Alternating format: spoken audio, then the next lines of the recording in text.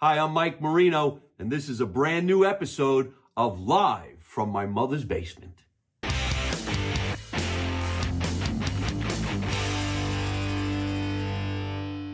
Hey, what's happening, everybody? Welcome to another edition of Live from My Mother's Basement. This is one of the few new episodes for 2025, and my guest is noticing that unfortunately we're not really in the basement. We're in my studio in Los Angeles, California. I wish I was in the basement. I wish I could bring my guest to the basement. Maybe eventually in the future he will be down there because it's the greatest place on earth to me. But here we are in the studio, and this is my guest for today's episode. And we just got done quickly discussing how would you like to be introduced? Because he's not just an actor, he's a radio personality, he's in the entertainment business. So I always say entertainer. Right. Because he does it all. This is David Lawrence, everybody. Thank you so much. How are you? Nice to see you. Thanks for coming over, my man. pleasure. My pleasure. We're in Los Angeles. We're having some fun. It's a beautiful day here. But we'll start off by saying that California had a really bad mishap in the beginning of the new year with some fires. And these fires are really, really bad. So just a big shout out to all the people who lost their homes and all the people who were extremely affected by the fires, because not only was it getting rid of hundreds of acres of people's homes and places, and it's in the air. It's in the air. You had to walk around with a mask on. Literally, I walked around for 10 minutes one morning and I had a headache. Fast, and you walk into a CVS and they were handing out the free masks. Yeah. I live near. Actually, I was ringed. I live in Burbank, and we had fires almost all around us. Verdugo Hills and Altadena, Pasadena. I had friends who lost their homes. I just feel very fortunate, and I think that we sometimes get so wrapped up in life, our pursuit of our careers or whatever, that we realize it could be taken away like that, Great point, because it was taken away like that from so many. Yeah. So let's explain that to a lot of people who are watching from different parts of the world, let's say. Burbank is, I would say, the actor's capital of where to stay in Los Angeles? I don't know. One of? So I didn't become an actor until I turned 50. You're kidding. No, it's a second act in life for me. I was in radio for, 36 years, 37 years. And it was the weather where I was that finally broke the camel's back. And because I lived in Washington, D.C., and they're under the impression that they are in the Deep South. They are not in the Deep South. Yeah. They have no budget for snow removal to speak of. When I worked in radio there, we were not allowed to say the word snow until it was already on the ground, because people would panic. They'd abandon their cars on the Beltway. They'd clear the shelves.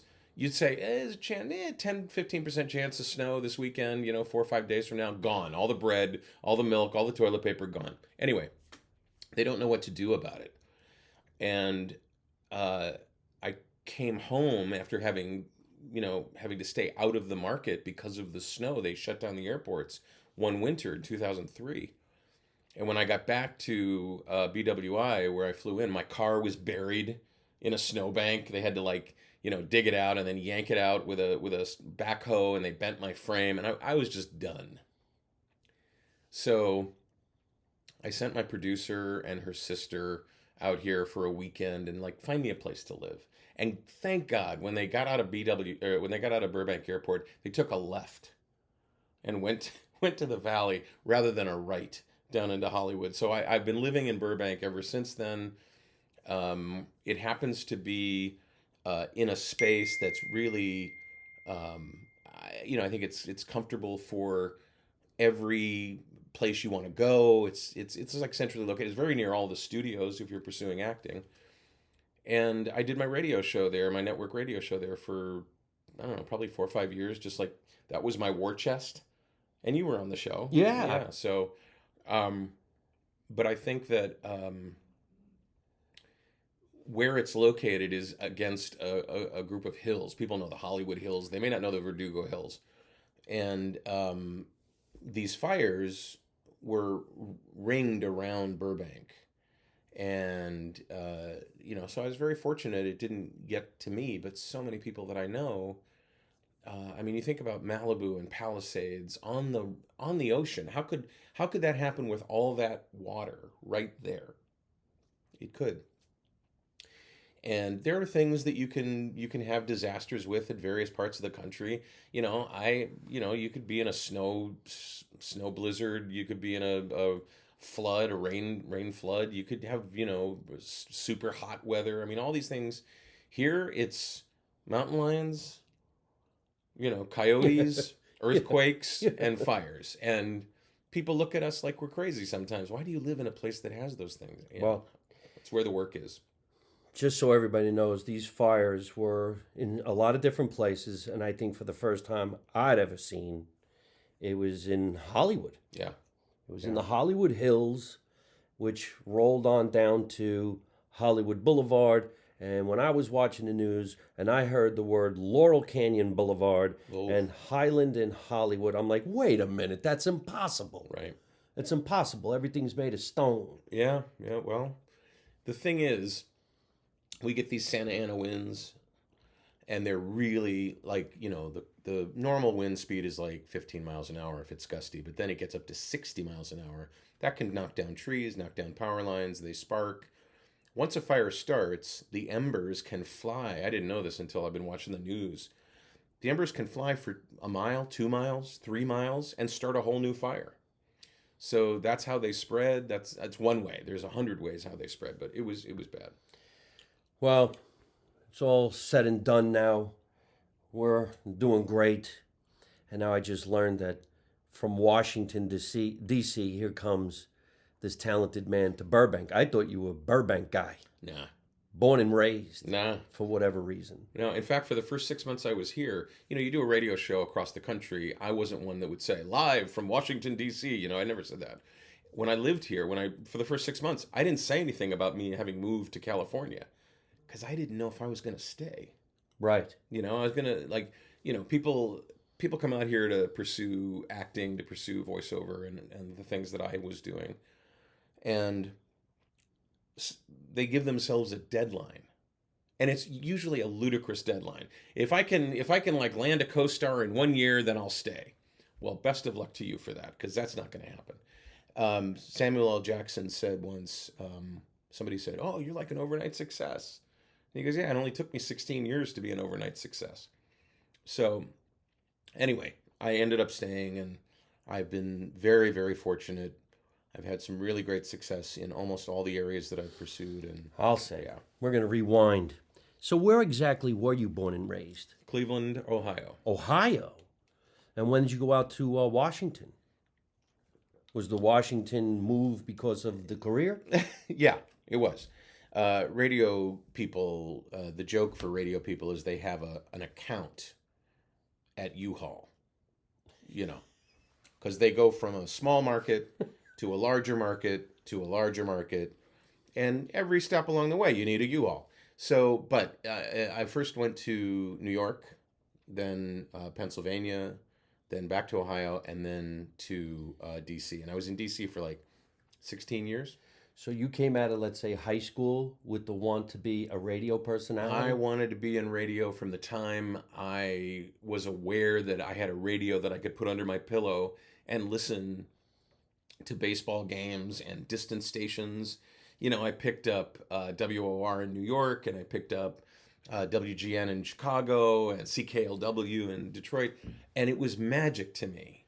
And luckily, I made a friend with a DJ at a Cleveland radio station, who I wrote a fan letter to, and instead of ignoring me, he wrote me back. He sent an autographed picture, and he said, "Hey, if you want to come down and take a tour of the studio, that'd be great." As opposed to giving it to an assistant to say, "Send him a picture. Send him a picture, would you please?" So, and then he became like a mentor, and I had a leg up. I had an opportunity when I first went to college at Ohio State. The first thing I did was drop my bags off in my room and then go look for the campus radio station. I wanted to work in radio really bad, and I ended up doing really well at it. Did you do it in high school?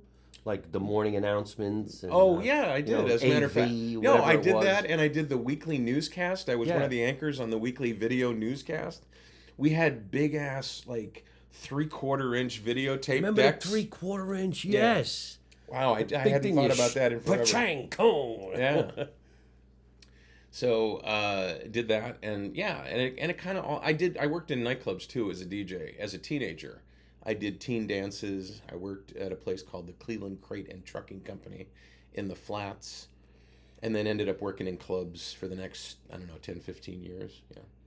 See, of course, you know, I know everybody's listening and watching, but he has the most incredible radio voice, that deep voice that I just wish I had. I mean, I sound like a clown. I have an accent. It doesn't sound like you're No, from you anywhere. do. You're You- right in the pocket of middle America. You could be from anywhere. Well, And then you could probably do some accents. I'm sure you can. there is a Cleveland accent.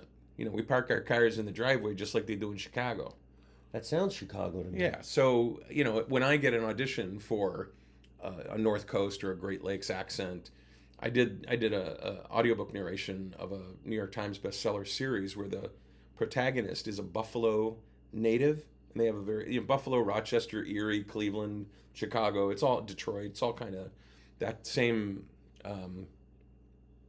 accent. And the protagonist was a 27-year-old woman.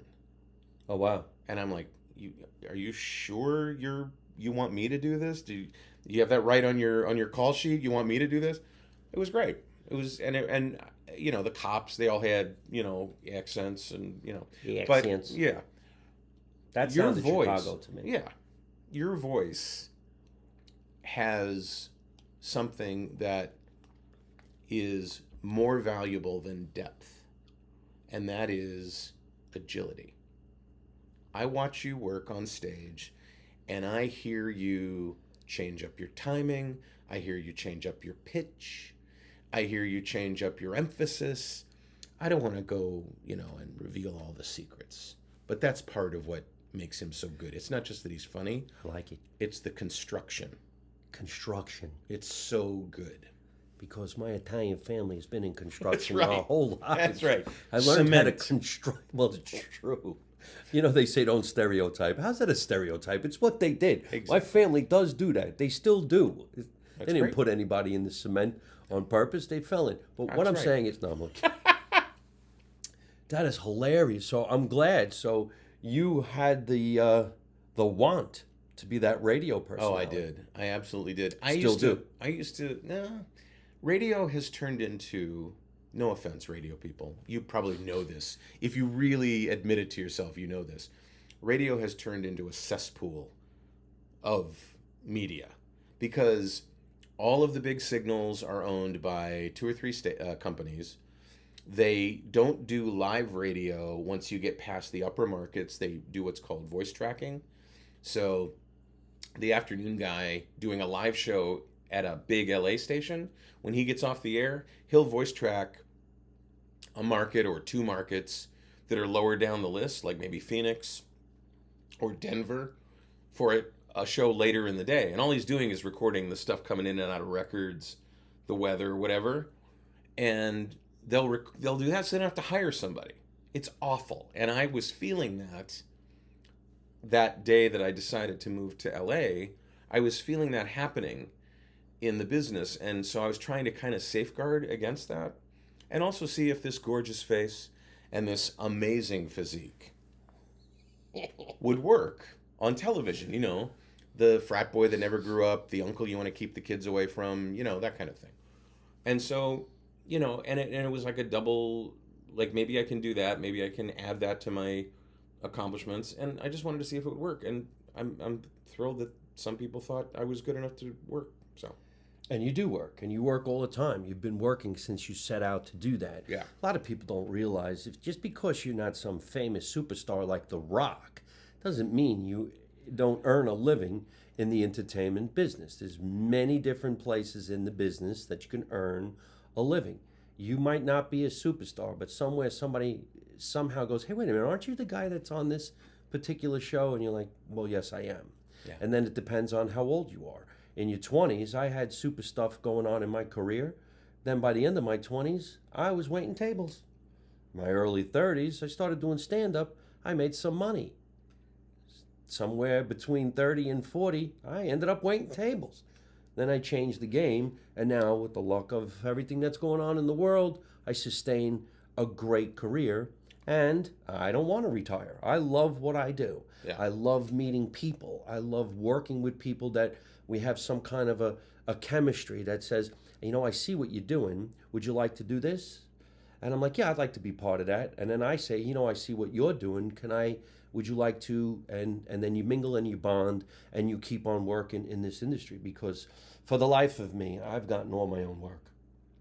Everybody says, oh, you must have a great agent. I'm like, yes, I work very hard on my career with Mike Marino. Yeah. And a producer who helps you with your show, like Tatiana, who's been producing this podcast since its inception, I guess 300 and somewhat episodes ago, which we started off with, hey, I'm in a pandemic, I'm a comedian, I can't get any work, what should I do? Yeah. Help me. Yeah. Boom, podcast. Yeah. When did it start to ease up for you after the pandemic? A year, 2 years? How long before Ease up you to got work or easy to go back to work? to go back to work? I'm sure there was hey, we're canceling for now. When did it start to pick up for you? Well, luckily, I entertain on cruise ships. And believe it or not, it was almost the cruise ships that started to give you the paying gigs and go back to it. You had to do everything. You had to get the shots. You had to get the second shot. You had to wear the mask, social distance. And when you went on a couple of ships, there was more employees than cruisers. Yeah. Because other than that, they were doing social distancing comedy shows in parking lots. It's impossible. Mm-hmm. It was impossible. Yeah. We did this one show. They were blowing the horn as if it was laughter. I remember that. How depressing that was. Yeah. And then somebody just leaned on the horn. I'm like, is he laughing or did he fall asleep? He fell asleep. He fell asleep. His car alarm went off. That's Hey, right. a standing ovation. Yeah, exactly. It's great. And then, of course, there was all my friends in Hollywood who said, see ya, and they left. Yeah. Everybody left. Yeah. Yeah, same thing kind of happened for me. When the pandemic first hit, I had just set up my podcast video space. And my girlfriend at the time had an accountability partner that she was working with. And she was a middle school teacher in South Carolina. And she was complaining, this middle school teacher was complaining that the principal, in March or whenever it was in 2020, called all the teachers together, said, hey, we're closing the school down, but don't stop teaching from home. You know how to use that what is it, Rachel? The Zoom thing? Anyway, you know how to do this, right? And Yeah. some people did, some people didn't, and they didn't know how to set things up in their house. So I did a course called Teach Your Course Online, and it was meant for how to set up the gear, what kind of gear to get, cheap but works, and I gave it away for free. And 1,300 teachers across the country grabbed it and used it, and I just felt like it was like my King Lear project. Shakespeare wrote King Lear during one of the plagues because he was isolated. And that's what I did with my time, and to give back, try to help people. But the other thing was I teach voiceover. I coach voiceover in general, and audiobooks in particular audiobook narration. And all of a sudden, voiceover people were kind of being quiet about the fact that even before the pandemic, we did 99% of our work from home. So all of a sudden people were looking for something to do from home, and there was a big jump in the number of narrators that came into the business. I trained an awful lot of them. My students have produced over 8,000 books that are on sale on Audible right now. Holy shit. And that there was a big bump when the pandemic happened, because it was one of the few things you could do from home. We figured out how to do a whole bunch of other things from home as well. OnlyFans.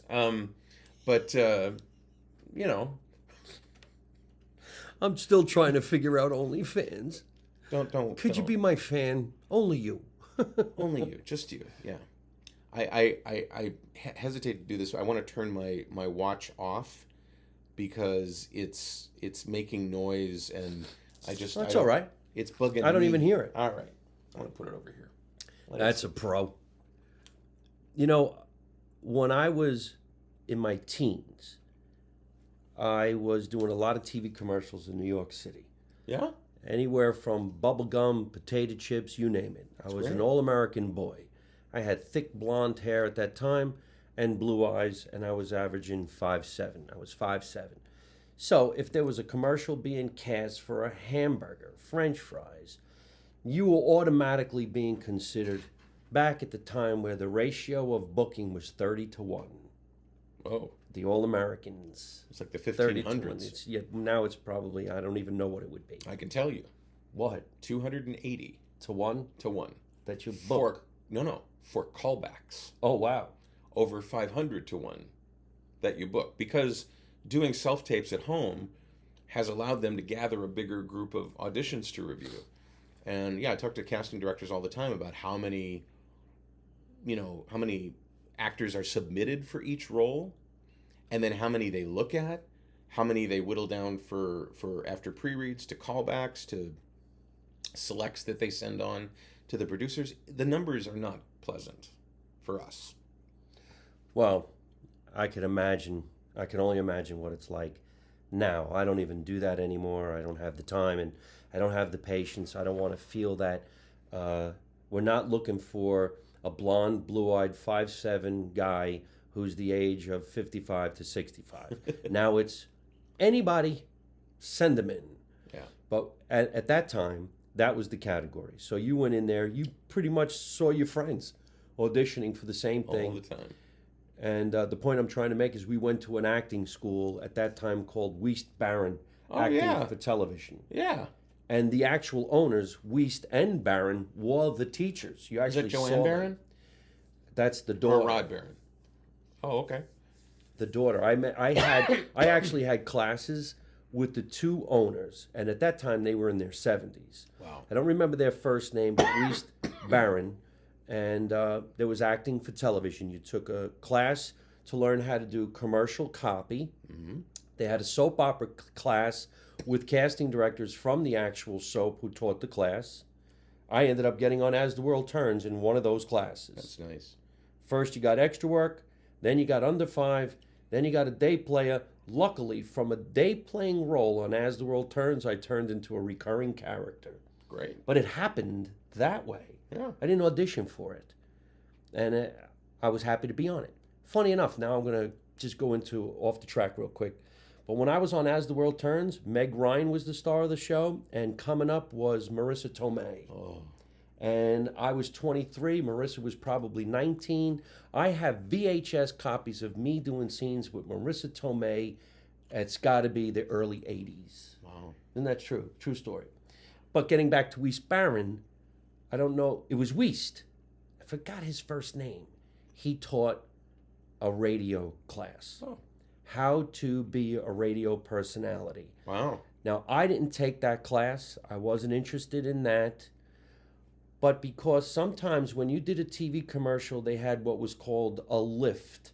And they took your voice out of the commercial and put it on the air as a radio spot. You didn't do it as a radio spot. They pulled it out. Mm-hmm. And they did it. So one year, I had this TV commercial. And you got paid for it. That's yes, the yeah. important Oh, thing. yes, you got paid. Yeah, yeah. Oh, they had to pay you as if they reshot it. Exactly. It's great. Oh, and you made money at that time. Yeah. Now I don't know what a TV commercial would pay, but you can make in a day between $10,000 and $25,000 if it ran national. Yeah. So they were doing a lift of this particular commercial. So I figured, well, why not take a class? Because the school was doing a lot of publicity for me because I was their student and I booked commercials. So they gave me some stuff for free. I went into the class, and for whatever reason, I don't know, maybe you experienced this too, there's always that one thing that you remember specifically about something. Maybe they don't remember it, but you do. Mm-hmm. He told me, when you sit by the microphone, don't talk directly into the microphone. Talk on the side. Correct. because if you spit with the P's or the T's, Right. it's not going to sound right. So talk to the side. Yep. I just remember that. Yeah. Yeah. What I tell people is talk across the microphone rather than directly into it, because you can overdrive what's called the pickup. And then what you're talking about is plosives and dentals, hard sounds that in your normal speech aren't nearly as loud as the popping of a P. But if you talk across the mic, you'll hardly ever experience that. And that was great advice for him. So you taught the same type of a thing when you teach? Yes. We all went to the same voiceover teaching school, Wiest and I. Really? No. So you know? Oh. But it remains the same today. I mean, you see these microphones. You and got see, me on that one. You see people talking into them, and you can hear it. You can hear the distortion when they don't use the mic properly. And it's just a minor adjustment that changes everything, So good advice from him. It just reminds me of the era, and you correct me if I'm wrong, that you saw the guy go like this. You're listening to WABC. Yeah. So Gary Owens on Laugh-In, he used to do that all the time. What was that? So in the old days, you would listen by cupping behind your ear, or you would hold a device against your ear. Now they use what are called IFBs that actually go in your ear. They're flesh colored. You probably see them on news anchors, or they don't use anything at all. They use headphones and it's very direct. But they used to be able to hear themselves and their Gary Owens voices. Hello, and they would hold and cup their ears like that. But they don't do that anymore. Wow. That's BS. It's BS. So, but your show that you're doing now and the many shows that you're doing took you into some acting roles. Is that correct? Is that the way it happened? I mean, I don't think my radio experience directly led to on-camera acting, other than developing timing, developing the ways to use your voice, because your voice is a lot more important with on-camera than people would think. The level that you use your voice at, depending upon the size of the shot. Like if they're doing a nice close-up, you have to put your voice down here. And you may not even have heard that, but you drop your voice so that the person viewing gets an accurate impression of what you're saying and how you're saying it. And they have you mic'd right here. They have a hidden mic on your collar or whatever. They can pick everything up. As the shot gets wider, you raise your voice.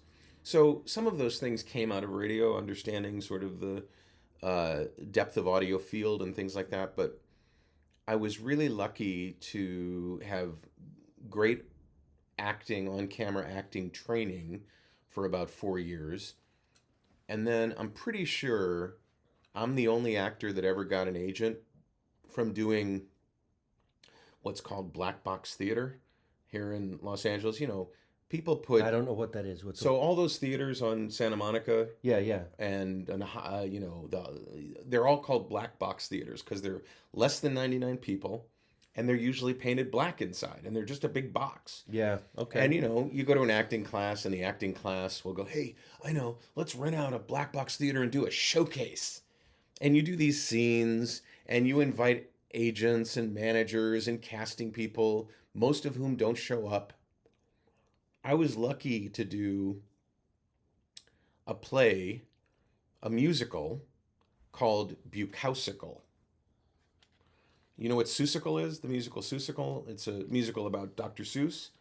No, I don't know the play. That's a big famous play that they kept. Shit, I'm gonna have to watch this now because I'm a Dr. Seuss fan. Oh yeah, so this play called Bukowsical was a takeoff on that about the life of Charles Bukowski. All right. Who is, roundly considered one of the most heinous people, just disgusting.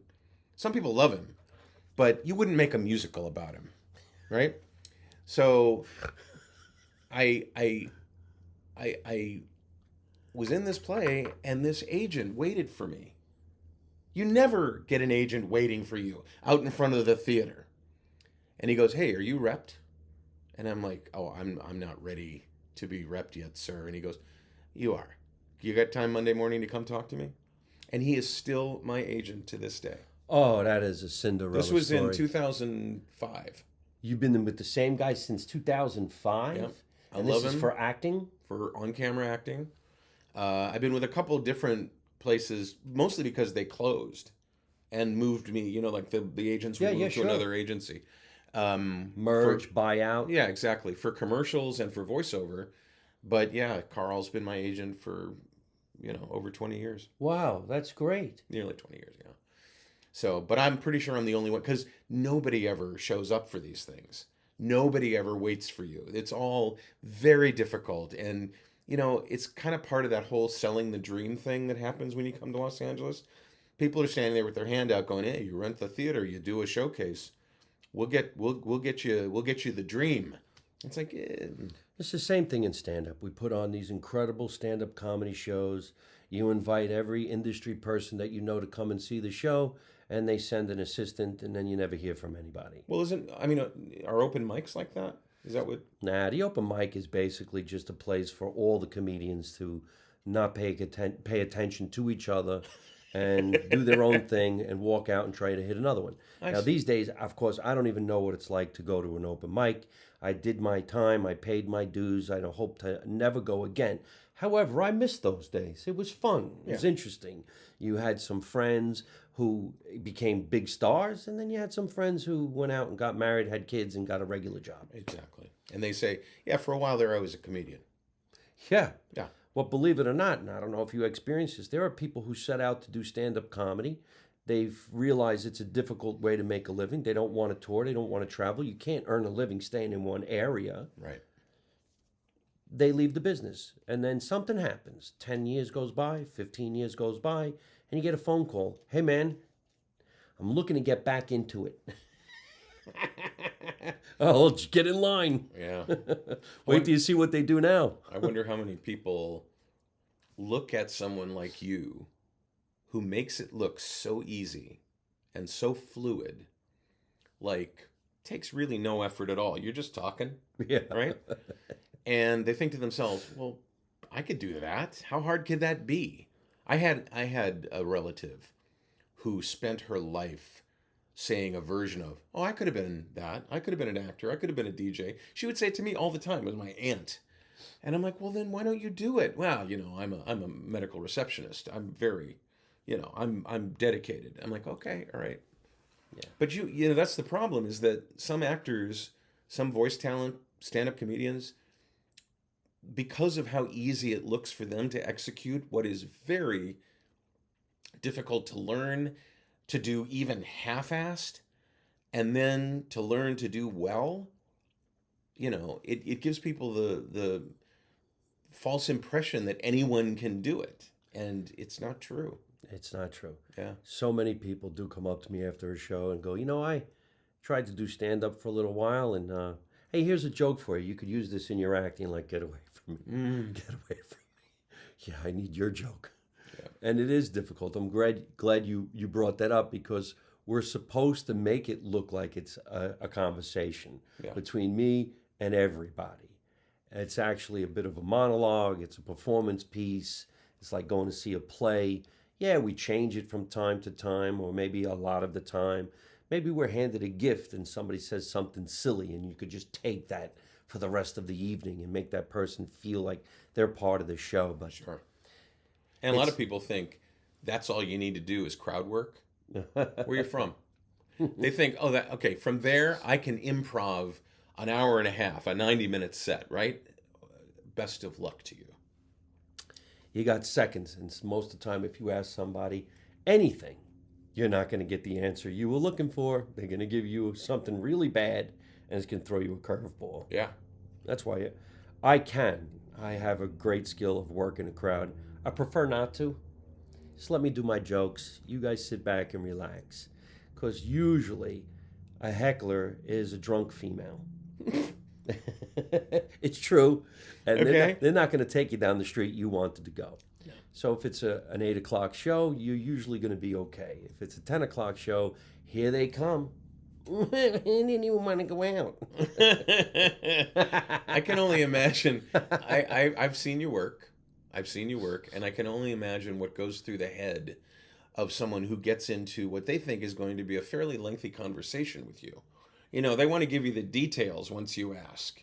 You know, I'm a secretary now, but I used to be on the line at a radiator factory. I used to put the cap on the radiator.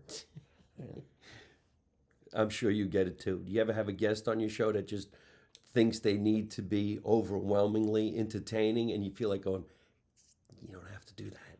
We're good."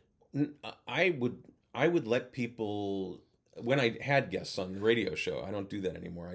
I rarely have guests on my podcast because I don't have the patience for that shit. But where you do. But yeah, I mean, I figure people are going to have a level of involvement. They're going to have a level of expertise, and I'll meet them where they are.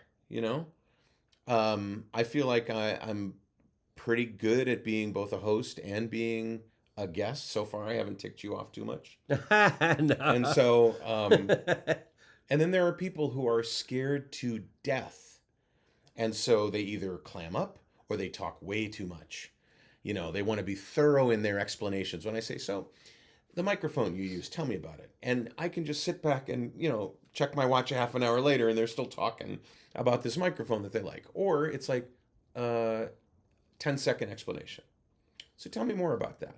It's a skill, it's an art, but I try to avoid that these days. I really admire you for taking the risk of having guests on every time you do your podcast. Come on, it's fun. Yeah. I don't want to be by myself. I perform by myself. I want to be part of an ensemble. I'd love to be in a TV series where I'm with guys like yourself and, we rehearse and then we go live and, it's more fun. Yeah. When I'm listening to your voice right now, in my mind, I'm like, if I do some shows in Los Angeles in the comedy world, you should get on the show. You start off by You're not hosting the show. You could say, hey, good evening, ladies and gentlemen, welcome to the show. And then whatever happens, happens. And I'll be backstage going, get them. Yeah. Get them. I actually did open for a while. I realized what an uphill battle it was going to be. And I told myself, if you want to do this, you've got to dedicate the amount of effort to this that you've dedicated to radio and to on camera. And at the time, I just didn't have the pie. I didn't have the piece of the pie. But I'd be thrilled to host one of your shows. We're going to do it. All right. The challenge has been dropped right here on my podcast. Tell us about, let's say now, the biggest role you've gotten as an actor.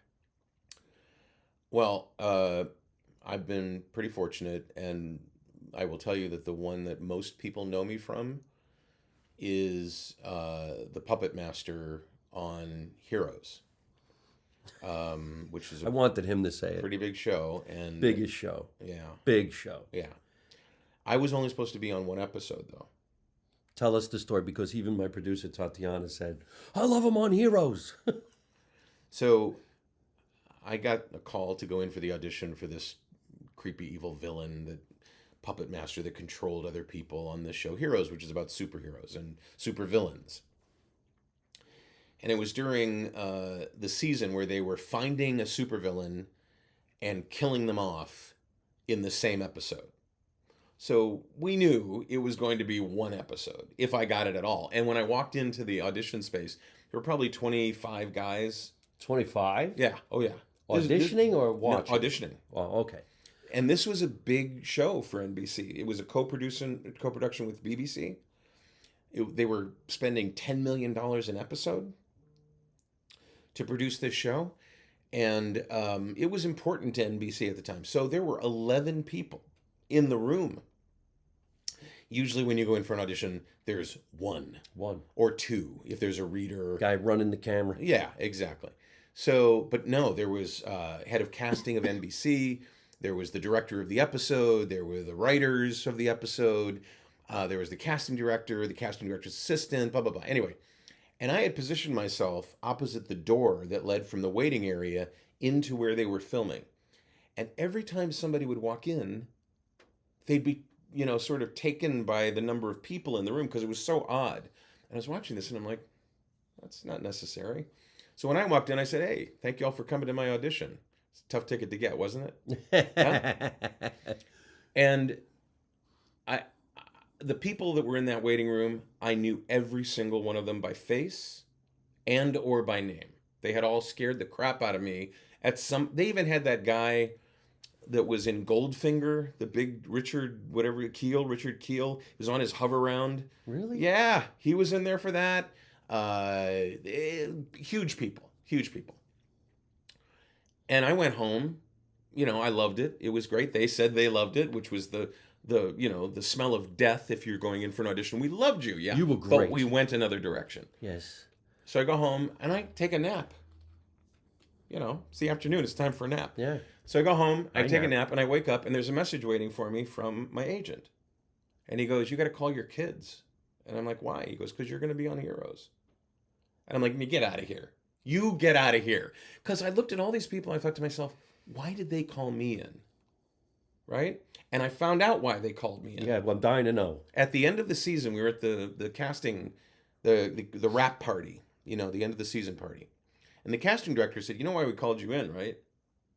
We called you in because of a clip from a student film that was on your reel. And if you remember Jim Broadbent in Moulin Rouge, he was the master of ceremonies with the top hat and the tails on it. Yeah. That's kind of what the character was, with makeup and Right. lipstick and all that. So they brought me in as the dark horse. All the other people, very well known, very recognizable, even if you didn't know their names. And they said, that killed it for us. That was, in a good way. And we thought we'd bring you in. And then you just nailed it. Everybody was overplaying it. And the director had to tell me to move my chair closer to the camera when I was delivering my lines because the mic wasn't picking up what I was doing. He could hear what I was doing. He goes, "I love what you're doing. Move your chair half the distance to the camera and look right down the barrel for me. Even though I know you got your eye line, look down the barrel for me." So I did. And I saw the head of casting, her name was Nancy something. I saw the head of casting out of the corner of my eye go, when I was done with my line, and I'm like, well, at least I nailed her. At least I, So anyway, that's what happened. But I was only supposed to be in one episode. It was a scene with a Russian roulette table. And what was supposed to happen was Claire was supposed to be shot, the cheerleader in Heroes, save the cheerleader, save the world. She was supposed to get shot, but she was a healer. She'd pick the gun up after she healed herself, shoot me in the back of the head. Boom. Like all the other villains in the season, I'm dead in the same episode that they found me. Except the first day of shooting, they changed everything. They went back to the studio and rewrote the episode so that I didn't die. Instead, she picked up a chair leg and hit me over the head with it, and I was put back in jail. And the way they did it, I will not forgive them for the way they did it. I had rehearsed my death scene all weekend long. But at the end of that first day, they came back and they said, "Hey, we need to talk." And you don't want to hear that. It was the first booking I ever got as an actor, first professional booking. You don't want to hear that on the first day of the first episode of the first booking you ever got. They said, "We have some new pages for you for the rest of the shoot." So I'm reading. Everything's exactly the same until we get to the gunshot thing. And it's hit. And I'm like, "What? I don't understand." And he goes, "We've got you written into the next 8 episodes. You're killing it. We want you. Do you want us?" And I'm like, "Very much so." Wow. That's such a And then I great was in the season story. after that, and the season after that, and it was like, these are the things that make up for all of those times when you say to yourself, in the rearview mirror on the way home from the audition, I wish I had just said "the" differently and raised my eyebrow when I'd planned to raise my eyebrow. This is a crazy business, and you don't know what could happen. You don't know what it'll lead to. And that led to so many other things. How long were you on Heroes? 3 seasons. 2 years, 3 seasons. They did 2 seasons in one of the years. And that's how long it was on? 3 years? It was on for 5 seasons. 5. Yeah.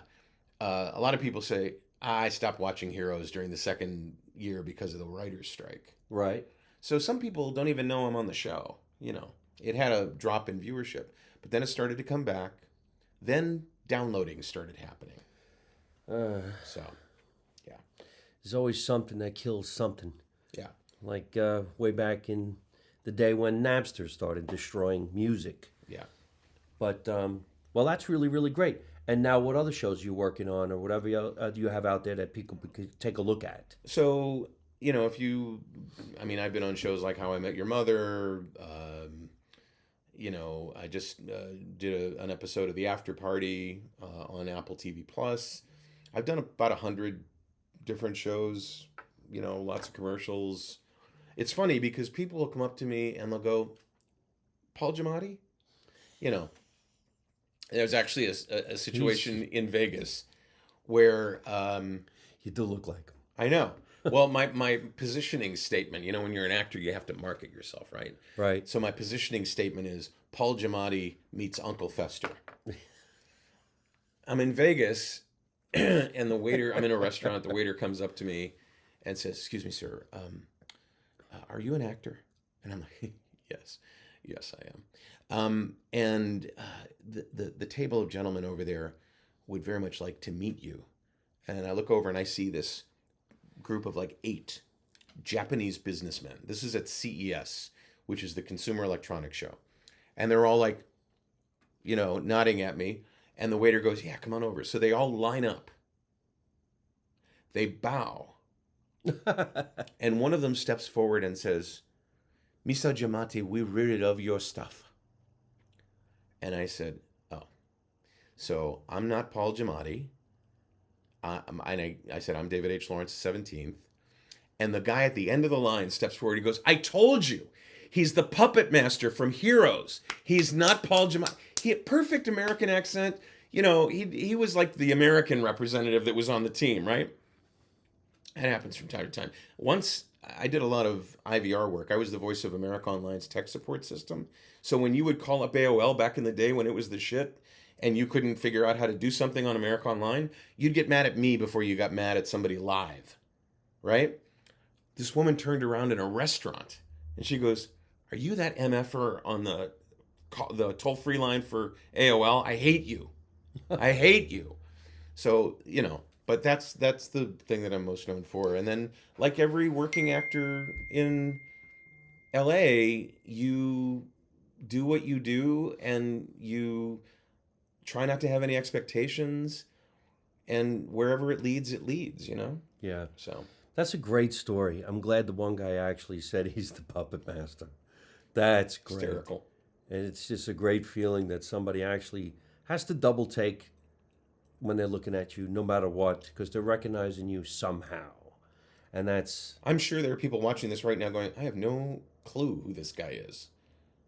What? that's okay because you're going to now. Oh, Because everybody's going to be following David Lawrence that's watching my show right now live from my mother's basement. So why don't you go ahead and tell everybody where they can find you on social media, and tell them again about maybe your books and the classes that you teach, because I would like to be a voiceover of my own book.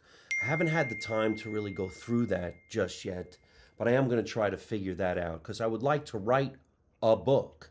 I have a large history of being in this business since I'm a kid, and I would like to tell everybody this is my life and this is how I did what I did. But yeah. doing it as an audio book, you know, So do you have concerns about that? Because doing your audiobook version is going to be a ton easier than doing the writing. well, then we're going to have to talk and you're going to have to teach me because I Yeah. actually don't even know how you start that. Yeah. But maybe there's a lot of people out there who would like to do an audio book for themselves. Yeah. So tell everybody So- about that. Yeah, so I do and have done for the last 10 years a class on audiobook narration called the ACX Masterclass. ACX is this website that Audible created to help people narrate books and for authors to find narrators to narrate the book for them. But it's set up for you to narrate your own book as well. So once you get the Kindle version up on Kindle, you basically bring it over to ACX and you narrate it from there. And how you do it, very similar to what we're doing here. You know, you'll set up some equipment, you'll do it, you'll make sure that it's technically right, and that's much easier than people think. In fact, for authors who want to narrate their own book, I took the content that I was teaching actors and voice talent to narrate for authors and put it into a package called narrateyourownbook.com that shows authors how to narrate their books, produce their books at home, not having to go to a studio to pay for it. And then also a couple of little things that they need to do to get the audiobook out, like make the cover art for the audiobook and, get the audiobook over from Kindle to ACX. Very simple to do. Very simple to do. For you, I mean, No, I I'm can't even serious. say what you just said. I don't know Right. any of that stuff. When you're telling me audiobook, where do they buy the cassette is in my head. I'm not even kidding. Can we put this on 8-track? Yeah, Is there exactly. channels? Yeah. Yeah, but with what happened with audiobooks is to everybody kind of knows the story. Is an audiobook produced Sure. by someone else? Well, it can be. So you could produce my audiobook. I wouldn't. I would force you to learn how to do this. Son of a bitch. Here's the thing. It just turned me down on my own It's show. kind of like telling somebody to do your stand up for you.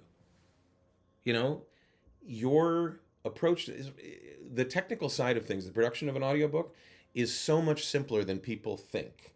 It's important and it's detail oriented, but it's the performance that's going to be great.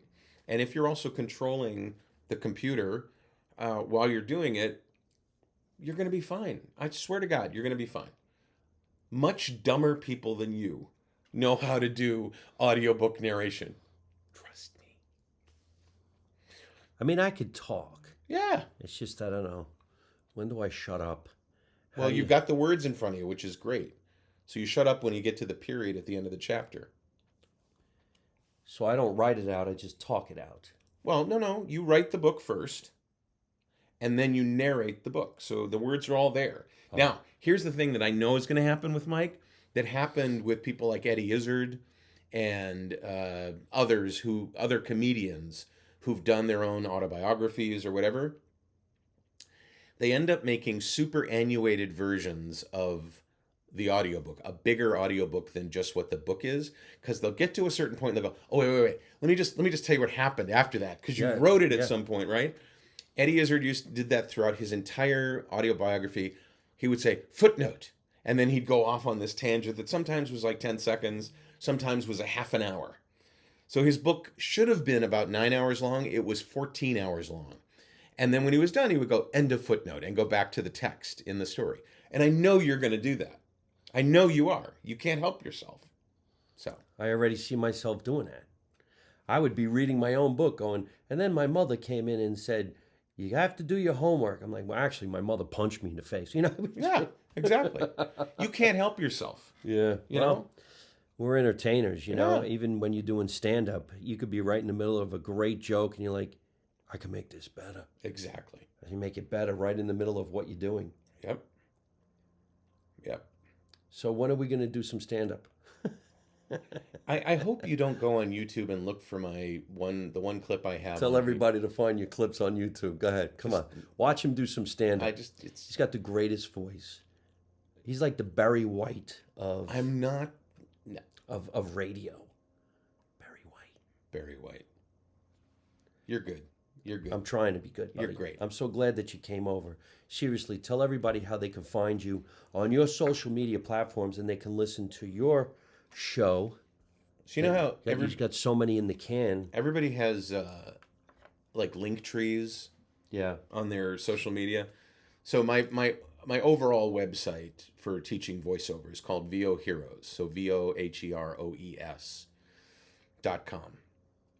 And if you go to voheroes.com/David, or if you just go to voheroes.com/Linktree, I have that. You'll see all the different things that I do, all my social media things. Just look for 17 because my full name is David H. Lawrence the 17th. So if you look for XVII on any of the social media, you'll find me. And I'm ready for whatever happens. Whatever's happened in the past, that's great. But I feel like I'm a stock.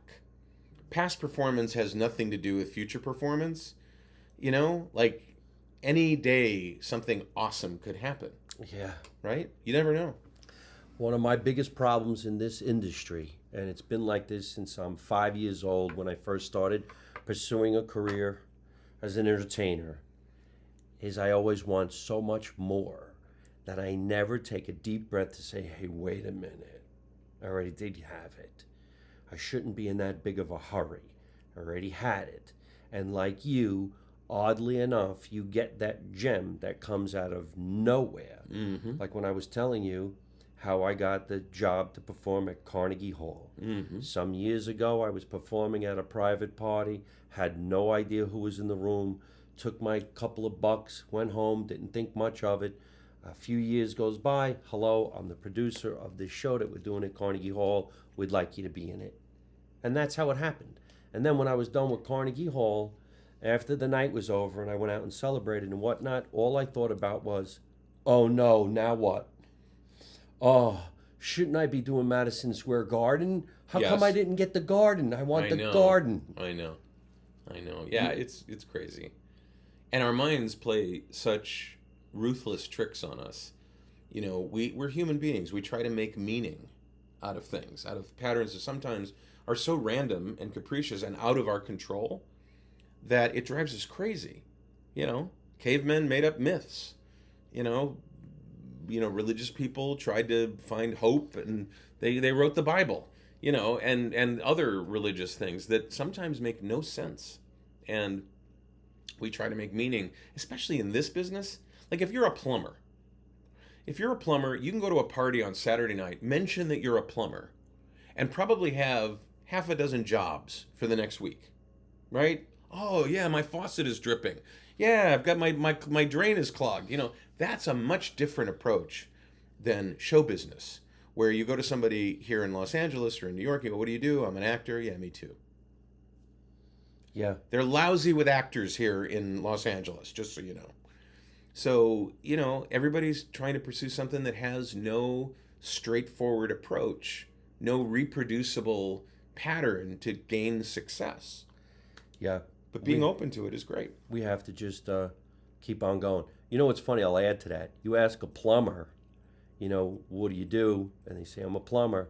And they said, oh, do you look forward to going to work every day? And I'm like, no, I look forward to retiring. Yeah.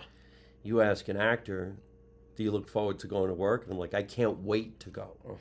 People come up to me and they say, when do you think you're going to retire? I'm like, 90? If I live that long, I'm going out like Don Rickles. Yeah. Yeah. I'll get on stage when they tell me we're doing open heart surgery. I'm like, I'll be right there. I got a set. That's great. That's almost a great way to end this episode. Let's do it. Tell everybody one more time, because I want you guys to follow my friend David Lawrence, because we are going to do some stand-up together. I'm going to call him out of the blue and say, I need you tomorrow. Please come and do the show. Plus, hopefully we're going to do Make America Italian Again Season 2. I think he'd make a great character. That would be awesome. Yeah. I'll call your agent. Yeah, that's right. Talk to my people. Talk to your people. Yeah, so David H. Lawrence, XVII.com, or easier, voheroes.com/David. Well, we're going to get going, ladies and gentlemen. Thank you so much for tuning in to Live from My Mother's Basement, produced, and thank you so much to my producer, Tatiana Bluchel, for making sure we always have a great guest come down the basement, whether it's in New Jersey or here in Los Angeles, California, and putting together a great show. You can watch us all the time, every Tuesday night at 8 o'clock or whenever you want, on my YouTube channel, which is Mike Marino Live on YouTube. We're also on Spotify, and you can listen to us on Italian American Radio out of New York City. Remember, we're still going to try to make America Italian again. The motto is going to be, you don't know nothing, you don't see nothing, you don't say nothing. And how do I end every single one of my podcasts? By saying the same thing along with my guest. You know what it is? No. I'm going to tell you. Okay. You ready? Yeah. Don't take no shit from nobody. Got it. Ready?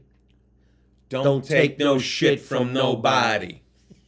Hey folks, thanks for watching Live from My Mother's Basement. I hope you enjoyed the show. And if you did, hit the word like and leave me a really cool comment. You can also subscribe to my YouTube channel so you don't miss any of the future episodes, and you can watch some of the funniest videos on the internet. You can also listen to the show on Spotify or your favorite podcast app.